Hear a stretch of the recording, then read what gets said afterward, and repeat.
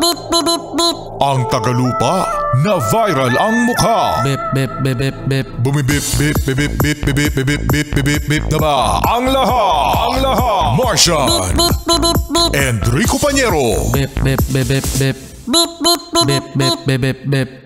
Bip, bip, bip, bip, bip. Just FM.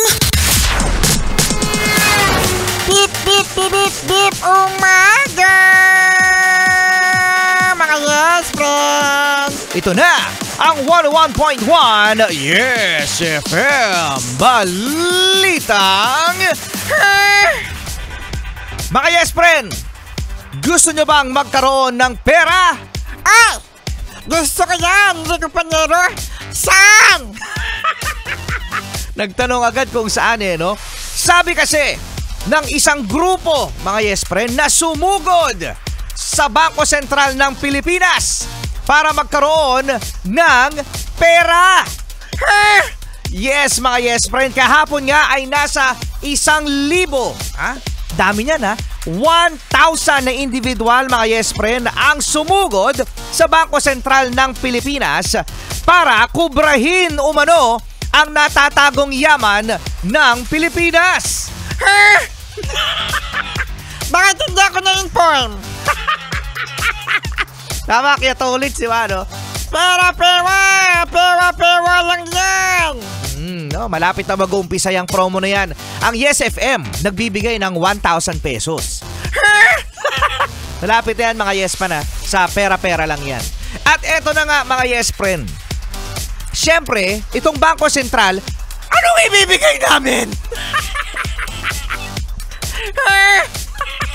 Ano ibibigay namin sa inyo? Ha? Ano kami dito? Ano to, kuweba? Na merong ginto, na merong pera. Hindi ko alam po sino nagsabi sa mga yes pre natin na pumunta sa Bangko Sentral ng Pilipinas dahil meron daw doon nakatagong yaman, ginto, or hindi ko alam. Pero alam mo, mga yes pre, para nakakagulo lang ng isip kung bakit nangyayari to sa mga yes pre natin. Siyempre, malamang sa malamang, mga yes pre, sa hirap ng buhay, pupuntahan talaga ng mga yes pre natin na ayun, no? Ang Bangko Sentral ng Pilipinas, kasi may nagsabi sa kanila. Pero sino nagsabi? Dapat yun ang managot kasi galing pa to sa ibang mga probinsya at hindi mo naman masisisi din tong mga to. Yung mga yes pre natin na mga senior citizen na pasintabi po, no, pero hindi po ganoon maalam, no, na ang pera, mga yes friend, ay pinaghihirapan at hindi hinihingi. Alien!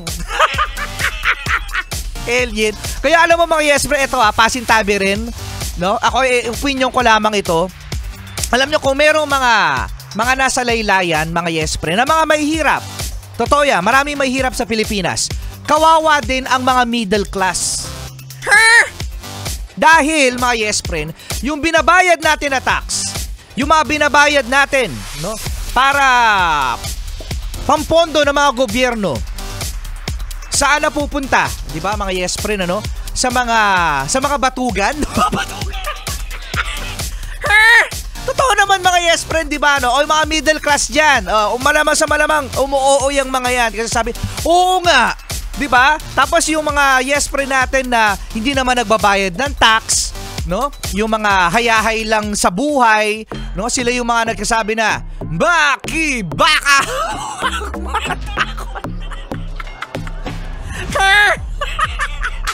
Di ba? Mga middle class, mag-ingay. Oo nga. Mag-gento na lang tayo. Gento.